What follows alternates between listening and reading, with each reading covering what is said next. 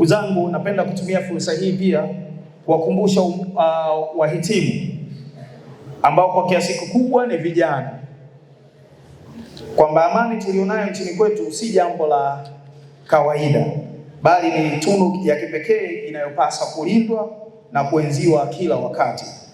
Tanzania imeendelea kuwa kisiwa cha amani kwa miongo mingi kutokana na busara za viongozi wetu na mshikamano wa wananchi wake.